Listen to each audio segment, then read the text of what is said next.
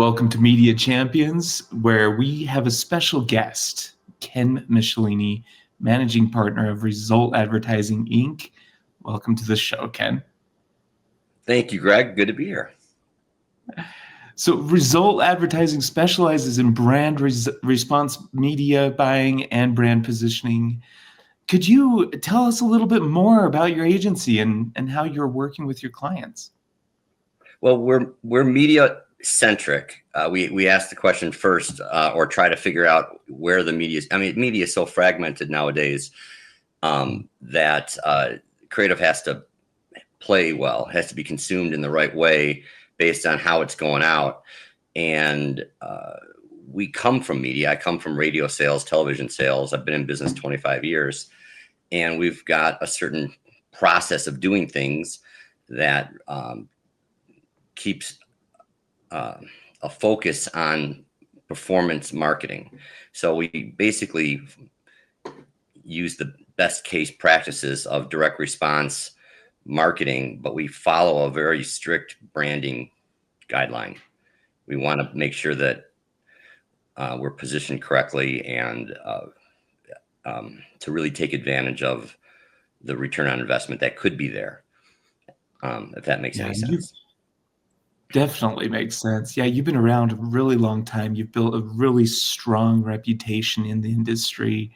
And your services, from everything that I've seen at least, have been unmatched by many of your competitors. So we wanted to get you on the show to really get you in front of people, because I feel like you have a lot to say and a lot to provide to your audience. So tell us a little bit about the origin story. Where did you come up with Result Advertising, and how did that? How has it developed over the years? Yeah.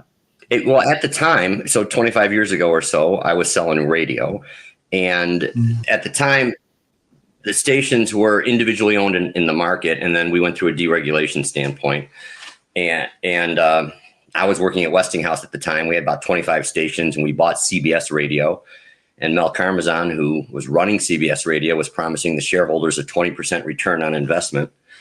And at the time, we didn't really know the other salespeople at the other stations in our market. We were competitors, and then we were under the same umbrella, let alone know the stations across the country. And it was kind of interesting. Mel Karmazin was bringing all the sales managers, which is the toughest job in the building, to Vegas every year and asking them, if they had hit their 20% number. And if they had not, he was firing them. There were sales managers getting fired left and right. So it made it easy for me, if I had a campaign going that was profitable for my clients, to call up other markets and other stations and place money on these other stations. And these clients were very, very happy to take the revenue, or these stations were. And why I was able to kind of develop my business was because at CBS Radio, I took a job at a station that was a startup station. It was a smooth jazz format. We had no listeners. So the first year we might have done 3 million, when a big station in Detroit might do 20 million. And so we did 3 million. So the next year we only had to do, 4 million. And the next year we only had to do 5 million. So we all kept our jobs. And while that happened for 7 or 8 years, I started placing business on all the other radio stations in the country. And to the point where then I didn't need to work there anymore. So I just started taking care of my clients without working there. We had my wife comes from advertising, and at the same time she was placing business on what now is iHeart, but back then was Clear Channel and other non-CBS stations. And I was working inside CBS until I quit. So that's kind of how we started. And we have never focused on lots and lots of different accounts. We're not an organization just goes and tries to knock down sales. I say no all the time. I'm batting 1,000 when it comes to campaigns. Typically in a direct response campaign, you have a 1 in 20 chance of it working. And when I say working, it means are they hitting their KPIs? And so back then it was tracking phone numbers. it was pre-internet, so things got changed around quite a bit. But that's I say no a lot in order to wait for the right clients to come along. And the right clients aren't just the clients that have the right product. They have to have the right mindset. I spend a lot of time trying to get them to embrace what branding is and just take advantage of this uber low rates that remnant buying can deliver. But I don't want to throw out remnant rates to somebody who's not able to have a conversation about the position of are they a leader in the market? Are they the number two? If they're number two, we have to talk about them in a certain way. If they're number one, we just got to, we have a different strategy, and it makes all the difference in the world.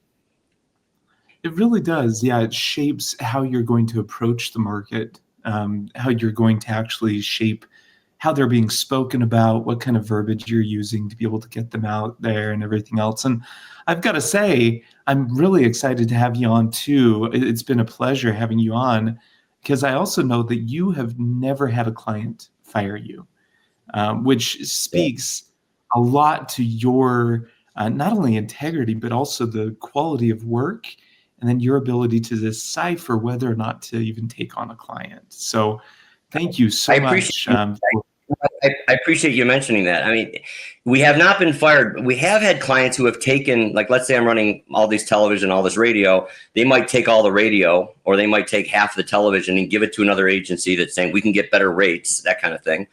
And then they always give it back. They always give it back. And there's a lot of agencies out there, or people out there that just will say whatever they need to say to like, I can get better rates than you, that kind of thing. And it's much more complicated than that. Getting a remnant rate to clear is much more complicated than just throwing out a low rate. So I would say so, yeah. And unfortunately, a lot of those people that do throw out a lot of fluff, if you will, is what I like to call it, at least, end up producing very little for their clients. Whereas I know Result Advertising has done extremely well with the quality of work that you provided. Well, Ken, it's been a pleasure having you on the show, my friend. For those who want to learn more about Ken Michelini and Result Advertising, Inc., visit MediaChampionsTV.com.